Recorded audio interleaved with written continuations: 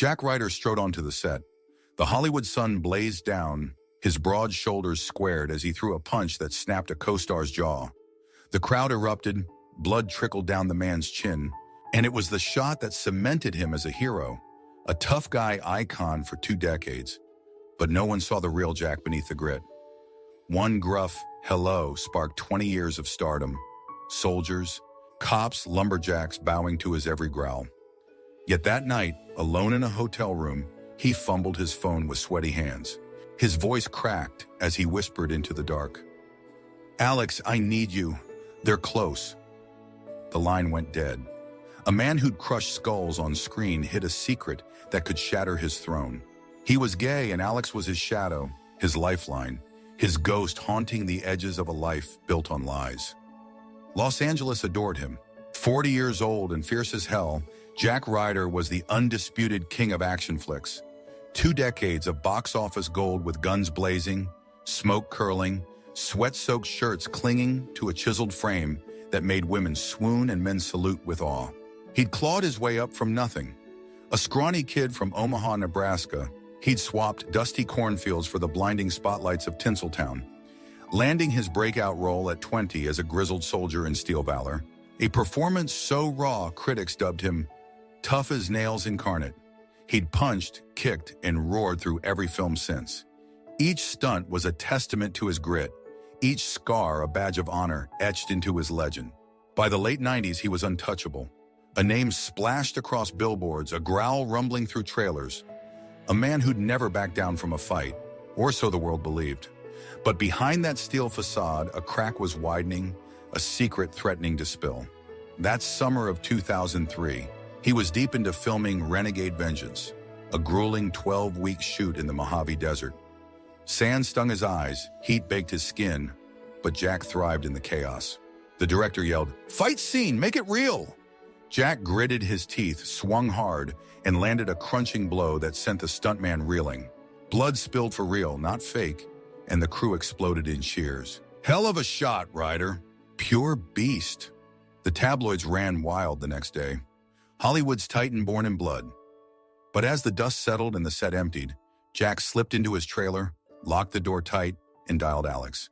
His trembling fingers missed the keys twice, his breath ragged as he hissed, "You okay?" "They almost caught me today. I swear someone saw us." Alex's voice came through, soft but steady. "Stay calm, Jack. We can't let it out. Not now." 15 years they danced this deadly waltz. Alex, a handsome grip with dark eyes and a quiet strength, 6 feet tall, a crew member Jack had met on his 3rd film, Thunderstrike, a man who'd stayed by his side through every blockbuster, unseen by the world. Their love a whisper in the shadows of a city obsessed with light. Jack buried it deep.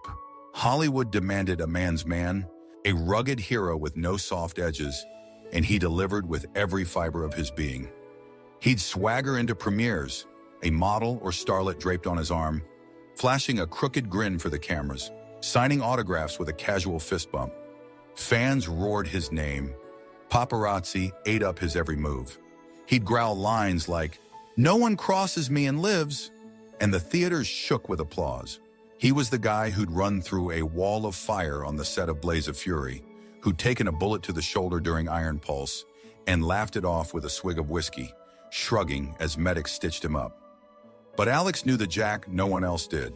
The man who'd downed shots with the boys and bench pressed 300 pounds in the gym was the same man who'd collapsed into his arms one night, sobbing after a paparazzo's flash caught them too close at a rap party.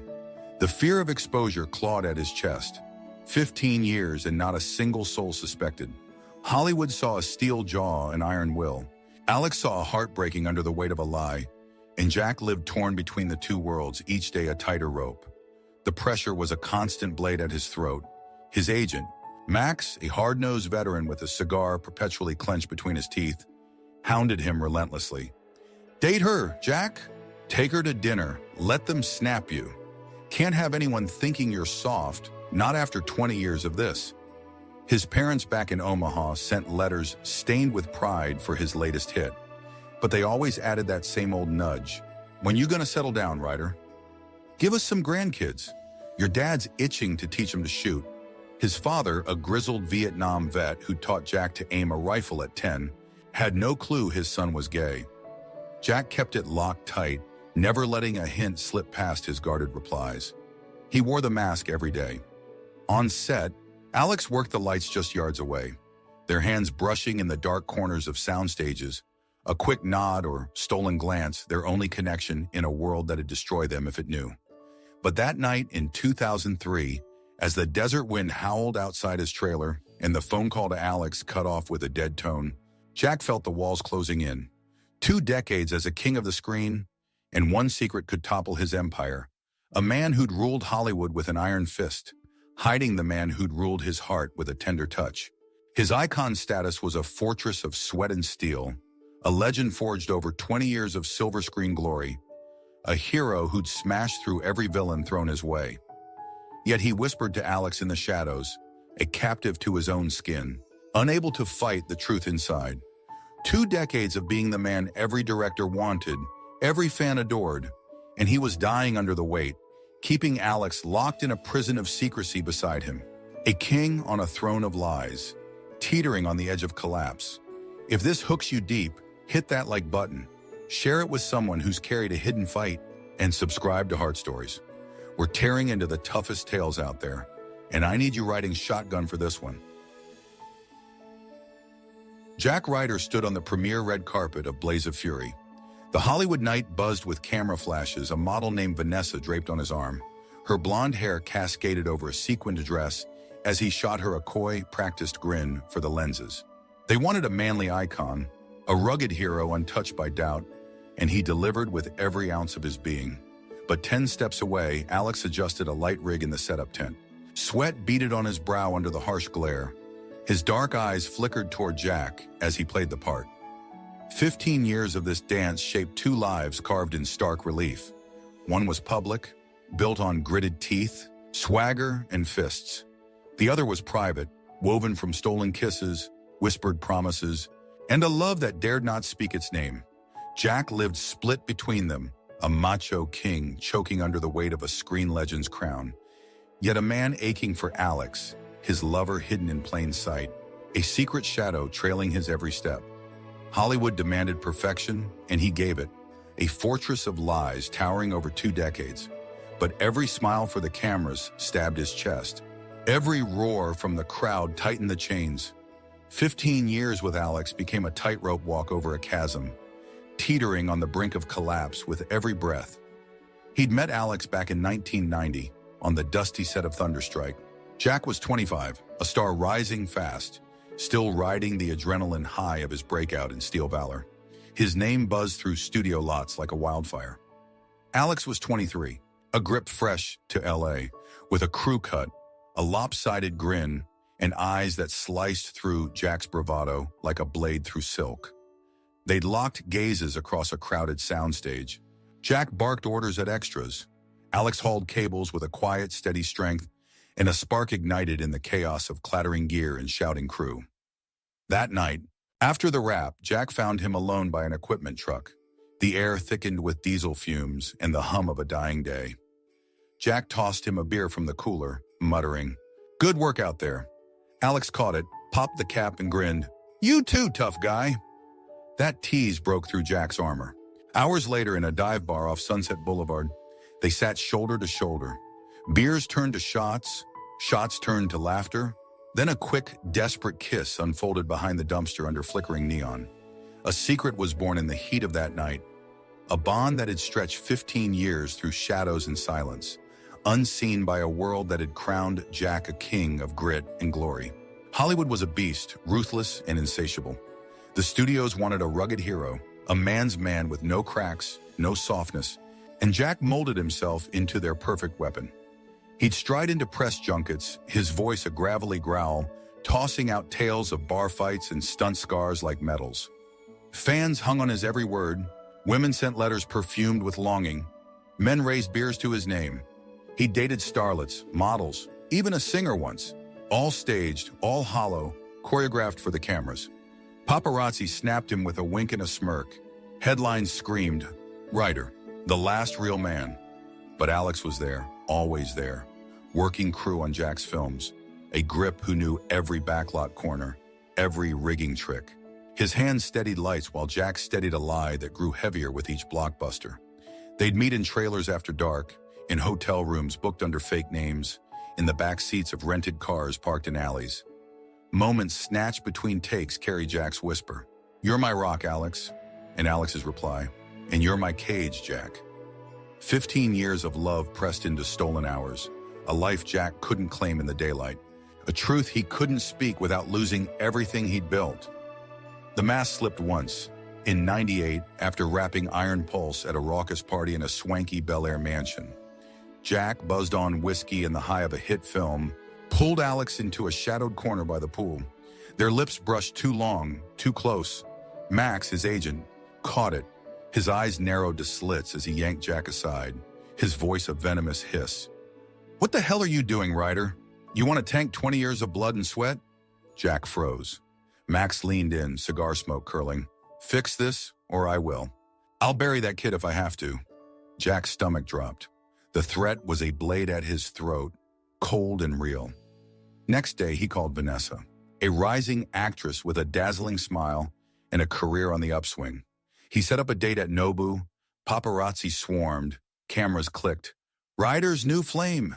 He grinned through the charade, his hand on her waist, but across the street, Alex leaned on a lamppost, watching in silence. Tears streaked down his face as Jack met his gaze for one fleeting second before turning away. Gut-twisting, heartbreaking. A photo op gutted him, 15 years of hiding sharpened by Max's glare. A career teetering on the edge of one stolen kiss caught in the wrong light. His family piled on the pressure. Letters from Omaha arrived monthly. His dad's blocky scrawl bragging, "Caught Blaze last week. You're a man's man. Son, damn proud." His mom added in her looping cursive, "Find a nice girl, Jack. Your clock's ticking, and I want grandkids running around." They'd raised him hard. His father, Mike, a Vietnam vet with a buzz cut and a fist like iron, drilled him with rifles and grit from age 10, growling, "No weaklings in this house, boy." His mother, Linda, baked pies but prayed harder. Her rosary beads clicked as she murmured, "God's got plans for you, Jack. Don't stray." They had no idea. Jack dodged their calls, sent signed posters and checks, kept them at a distance. Once at Thanksgiving 1995, his dad pressed, "Why no wife yet, son? You're a catch." Jack laughed it off. "Too busy killing bad guys, Dad." The question burned. A reminder of a life he couldn't live, a truth he couldn't tell. Alex met them once in '92, a crew buddy visit to LA. His dad liked him, clapped his shoulder. "Good fella, strong hands. Keep my boy in line." "Huh?" Irony Jack swallowed like glass. 15 years of love masked as friendship, a family blind to the man he'd die for. Their pride was a blade he couldn't dodge without slicing himself open. The close calls came thick and fast. In 2001 in Vancouver filming Cold Steel, a sound guy saw them lingering after a night shoot. Jack's hand rested on Alex's shoulder too long, too tender. The man raised an eyebrow, smirked. Jack barked, "Mind your damn business," and it died there. But the fear didn't. It coiled tighter in his chest. Max upped the stakes. In 2005, he staged a bar fight in West Hollywood. Jack saved a damsel from a drunk. Tabloids ate it up. Ryder, hero off screen too. In 2007, a fake fling with a pop star brought staged kisses at the Grove. Her perfume cloyed as cameras clicked. Each lie was a brick in Jack's wall. Each night a plea to Alex, "I'm sorry, I can't stop this." Alex nodded, voice soft. "I know. Just don't leave me." A pact sealed in shadows. 15 years of Jack playing hero while Alex played ghost. The studios watched. Producers whispered, "He's gold. Don't let him screw it." Max hovered like a vulture. One slip, Jack, and you're done. 20 years gone. 2 decades a king. Every step a lie. A love he'd kill to keep alive. A life he'd kill to live without the mask. Once, at the Golden Globes in 2004, Jack stood with Vanessa. Her hand slipped as he spotted Alex across the room, serving drinks in a black vest, a cover gig to stay close. Jack's breath caught, his pulse hammered. Max hissed in his ear, "Focus! Ryder, don't look at him!" Jack turned, grinned for the shot, but his chest ached, a hollow thud against his ribs. Alex met his eyes for one fleeting second, then looked away. Trey steady, face blank. 15 years of this dance unfolded in stolen moments in trailers, midnight calls in motels, a love thriving in shadow but dying in silence. Jack was the king of Hollywood, a man who'd taken bullets, smirked at death, but he couldn't free the man he loved. He couldn't break the chains of a world that had destroyed them both if it saw the truth.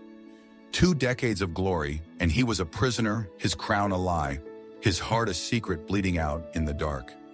It was 2 lives. Jack the icon wielded fists of iron and a growl that shook theaters, a man who'd built an empire on sweat and steel. Jack the lover trembled in Alex's arms, a man who'd built a life on whispers and glances, bleeding under a mask no one pierced. 15 years shaped 2 worlds. One was a stage of roaring crowds, one a cell of silent vows. Hollywood's cheers drowned his screams. Max's threats choked his breath. His family's pride crushed his soul. A fortress of fame cracked under the weight of a truth he couldn't bury, a love he couldn't free, a king trapped by his own legend, dying to be whole. Jack Ryder sat in a dim motel room off the Pacific Coast Highway. The ocean roared outside like a beast clawing at the night. His calloused hands traced Alex's face as they lay tangled in cheap sheets. 15 years of love stitched into these stolen moments formed a fragile sanctuary, carved out from Hollywood's blinding glare. But now a shadow loomed, darker and heavier than any spotlight could cast. It was 2010. Jack at 45, Alex at 43. The diagnosis had landed like a sledgehammer to the chest. Pancreatic cancer, stage 4, a death sentence etched in cold ink on a doctor's chart, delivered in a sterile room with flickering fluorescent lights. For 15 years, they'd built a life in the cracks. Jack the Action King hid his heart behind a steel jaw. Alex the Grip held it steady with quiet hands. Now that life was unraveling, thread by thread, as Alex grew thin. His once sharp, dark eyes dimmed with each passing day, and Jack fought to hold on to him, turning down blockbuster roles, dodging the fame that had defined him, clinging to a man he'd never dared call his own in the unforgiving light of day. Their love had grown deep, quiet, and fierce. Born in that dive bar kiss back in '90, it had weathered Jack's meteoric rise, the tabloid lies, Max's venomous threats, 15 years of motel meetups, coded texts scrawled on napkins, nights in rented cabins up the coast allowed Jack to shed the mask of Ryder and just be Jack, a man unguarded, vulnerable, real. Alex had been his anchor. Through the chaos of Iron Pulse in '98, when Jack took a bullet on set, blood soaked his shirt. Alex stitched him up in a trailer, whispering, "You're too stubborn to die." Through the premiere of Blaze of Fury in 2003, Jack grinned with Vanessa on the red carpet but slipped Alex a crumpled note under a table. "You're my real win tonight." A love carved in silence, stronger than the steel Jack portrayed on screen, bonded them in a way no one saw. Not the studios, not the fans, not the world that had crowned him a hero. They dreamed once in early days. Jack at 26, Alex at 24 sprawled on a deserted beach after rapping Thunderstrike. The Pacific lapped at their feet. They whispered about a cabin in Oregon. No cameras, no lies, just us growing old. But Hollywood owned Jack's soul. Alex stayed his shadow. 15 years of dreams deferred shaped a life lived on borrowed time, a hope they'd clung to through every storm. The cancer struck fast. 2010 started with Alex coughing, a dry rasp Jack waved off. "You're fine. Tough guy, just a cold." But by spring, Alex couldn't lift rigs anymore. His hands trembled as he dropped a cable on set. His frame shrank under the weight of something unseen. Jack dragged him to a clinic in Santa Monica, using a fake name, John Smith. His heart pounded as they waited in a cramped room. The doctor's face turned grim as he delivered the blow. Months, maybe 6, it spread too far. Jack's world tilted. He'd faced villains, explosions, knives in dark alleys, but this was a foe he couldn't punch, couldn't outrun. Alex gripped his hand, his voice steady despite the tremor. "Don't let it take you too, Jack." But Jack was already gone, hollowed out, 45 and breaking under a weight no stunt could prepare him for.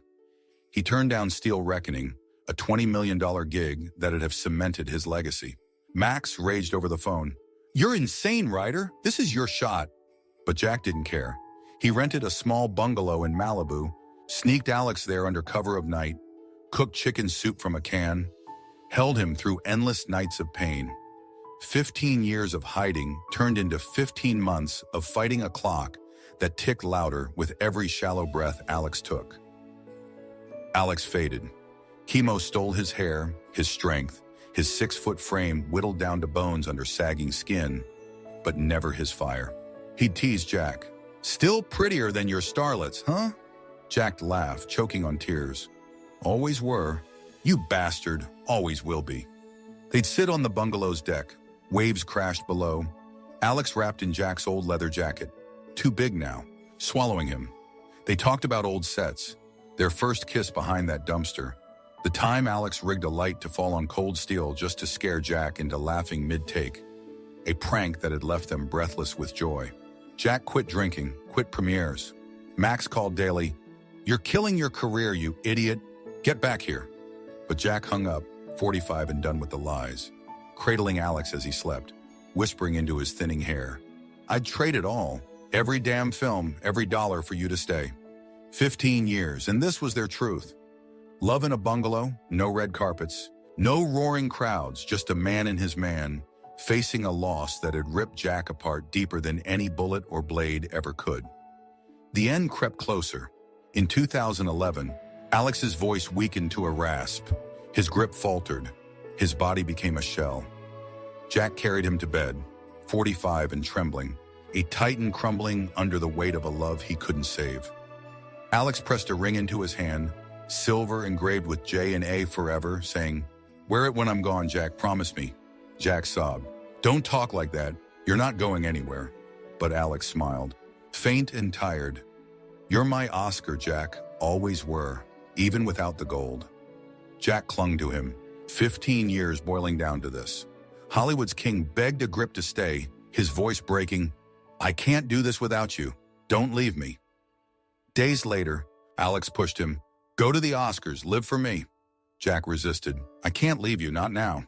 But Alex insisted, eyes pleading, "You'll regret it if you don't. Go, Jack, please." Jack gave in.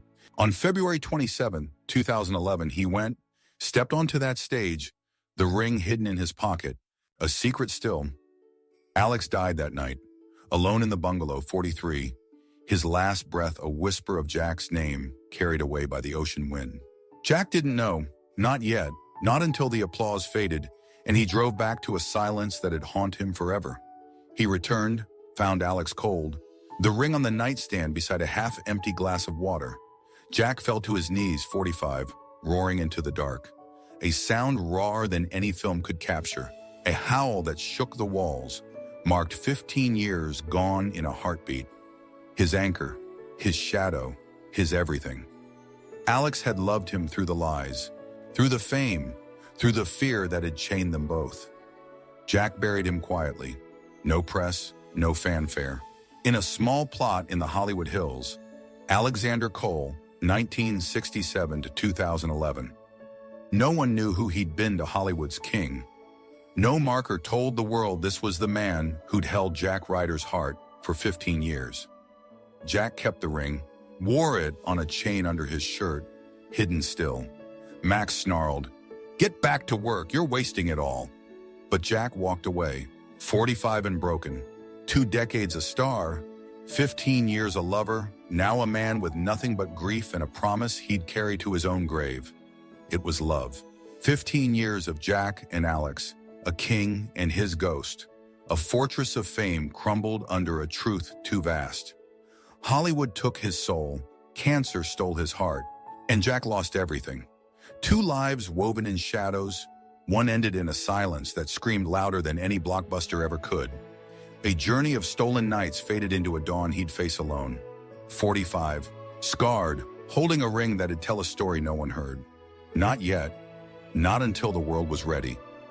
Jack Ryder stepped onto the Oscar stage. The Dolby Theater glowed with golden light, and the crowd roared as he gripped the statuette. It was February 27th, 2011. At 45, his chiseled face bore lines deeper than any stunt scar. He was a man who had ruled Hollywood for 2 decades, but now he stood in a tuxedo that felt like a straitjacket. Alex was gone. He had died that night in the Malibu bungalow, his last breath stolen while Jack chased glory he didn't want. The ring, a silver band engraved with J and A forever, hung on a chain under his shirt. It pressed against his chest, a secret alive with every heartbeat. Jack had won Best Actor for Renegade Vengeance, a role he'd bled for. As the applause thundered, he rasped into the mic. "This is for my heart, always." His voice cracked, slipping a quiet confession into the chaos. Few caught it, but the twist was coming. A truth waited to unravel 15 years of lies, sparked by a ring and a betrayal no one expected. The night blurred together. Jack had driven from the bungalow, Alex's plea echoing in his mind. "Go, live for me." He'd left him breathing, frail but alive, promising, "I'll be back soon." However, the ceremony dragged on with speeches and cheers. When Jack's name was called, a standing ovation shook the room. He took the stage, 45, a king in black tie. His hands shook as he clutched the Oscar, the weight of Alex's absence heavier than gold. "For my heart, always," he said, eyes wet. The ring pressed through his shirt. Cameras zoomed in, catching a glint, but the crowd clapped on, oblivious. Some whispered, "Who's that for?" Others shrugged. "Deep stuff." No one pieced it together yet. Backstage, Max grabbed him, snarling, "What was that, writer? Keep it vague." Jack shoved past him, muttering, "It's done." At 45 and hollow, the speech had cracked his fortress. A truth he'd buried for 15 years began seeping out, a whisper about to roar. The twist broke days later. Paparazzi hounded Jack after the win, lenses flashing outside his LA condo. On Tuesday, March 1st, a grainy shot hit the tabloids. It showed Jack on stage, the ring's outline clear under his shirt. The headline read, "Writer's mystery dedication, secret lover?" Twitter erupted. Fans speculated, "Vanessa? A new fling?" Jack stayed silent, 45, locked in his condo, staring at Alex's ring. He wore it on his finger now, no longer on a chain. 2 decades a star, 15 years a lover, the world was sniffing closer. Then Max struck. On Thursday, March 3rd, an interview with Variety dropped. His voice dripped venom. "Jack's lost it. Years ago, I caught him with a crew guy, Alex Cole. I threatened to bury the bastard if he didn't ditch him. Should have done it." The bomb exploded. Max confessed he'd stalked Jack, hired thugs to tail Alex, once planned to fix him with a beating. 15 years of blackmail spilled out. A manager's betrayal laid bare, turning Jack's quiet truth into a public firestorm. Hollywood reeled. The article spread like wildfire. Writer's gay secret, manager's dark threat. Fans split. Some roared, "He's a fraud!" Others wept. Who was Alex? Jack sat, 45, TV blaring, Max's words cutting deep. 15 years flashed before him. Alex stitching him on Iron Pulse. Their beach dream, Max's hiss. "I'll bury him." Jack hadn't known the depth. He hadn't known Max had shadowed Alex to motels, paid off witnesses, sent a goon to trail him in 2005. A near miss Alex never mentioned. The ring burned on his finger. Max's betrayal turned his love into headlines. Friday, March 4th, Jack's phone rang nonstop. Producers barked, "What's this crap?" Max sneered, "You're done, writer." Jack didn't answer. 45, staring at Alex's photo. A candid from 92. Their smiles young.